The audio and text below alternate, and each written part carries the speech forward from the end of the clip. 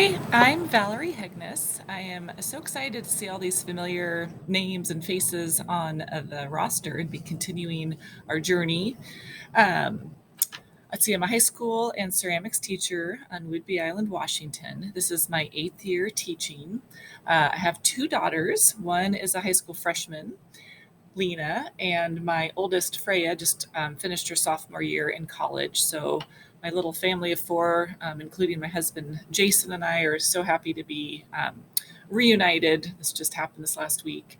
The break between Mission of Teaching and this course was really appreciated, but I'm also feeling like it's a little bit hard to switch gears, especially this time of year when there's so much going on. I'm sure you can relate. I've got my artist reception for the end of the year show this Friday. The work is all hung, so that feels like a pretty substantial milestone to have made it through. And I'm really hoping to just devote as much time as I can to this and to finish strong. Let's see. My working title for my capstone paper is Student Self-Assessment Practices Within a Choice-Based Curriculum.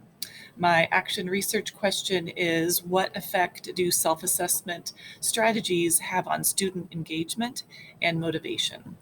This is important to me because assessment has always felt like a weak area, especially as I've moved toward a choice-based curriculum. My assessment practices have felt too teacher-centered. They feel like a burden for me. I dread it, and not very informative for my students. So I'm hoping to involve students in strategies such as co-creating criteria, co-creating writing assessments, rubrics, conducting self and peer evaluations, and also maybe choosing how their work is assessed, all in the hopes of increasing engagement and intrinsic motivation. And I should note that the increasing engagement refers to me too. I think it's going to make me more engaged when I, you know, feel like I have something that's meaningful. So the most challenging part of Mission of Teaching for me was finding applicable research and literature related to my questions and my studies. And then also mostly it was finding the time to read everything and digest it. Academic writing still feels a little foreign to me, and I really prefer having a first person narrative and more of like a conversational tone. um, so felt a little bit like an imposter in this style. Analyzing and synthesizing research was also very challenging as opposed to just summarizing. Um, let's see. The most rewarding part of the process, though, was receiving feedback from Dr. Kelly and peers, and then being able to complete a draft that I felt really proud of. So one thing that was super helpful was, of course, reaching out to the Writing Center and Library Services. And so thank you, Dr. Kelly, for forcing us to do that. And I'm definitely going to take advantage of that this term. Um, let's see, as far as work that supported what I found, the work of Heidi Andrade, or Andrade, I'm not sure. I was introduced to her work during the assessment course. I'm sure all of you were. Her work really supported my initial thinking about the importance and positive effects of including students in the assessment process. Her work focuses on rubrics, so students co-creating as well as using for self-assessment.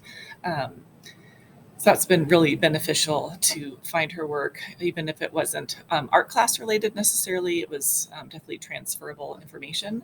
Her work also made it clear to me that this practice should be part of formative assessment and not summative. So it wasn't necessarily surprising, but maybe a little disappointing because I think on some level I was hoping to find that magic bullet just for knocking assessment out, like where, I didn't even have to, I could remove myself basically from the process kind of in one fell swoop. But her research provided evidence how self-assessment should be used as a formative assessment and not, and that the responsibility of summative assessment still falls on me. However, I do feel, like I mentioned, when I have meaningful formative self-assessment practices in place, I think it's going to make my work for the summative assessment so much easier and streamlined. It will be supported and connected. So it'll be meaningful for all involved. And so, yeah, how will the research change my approach? Well, I'm really looking forward to including students in this process. So they'll be involved in the choices made and the creation, and then involved in assessment. It's going to increase their engagement as well as my own. It's going to round out my curriculum. It's been kind of that missing link.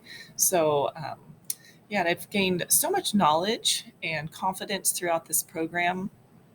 I'm really happy with how my curriculum has been developed.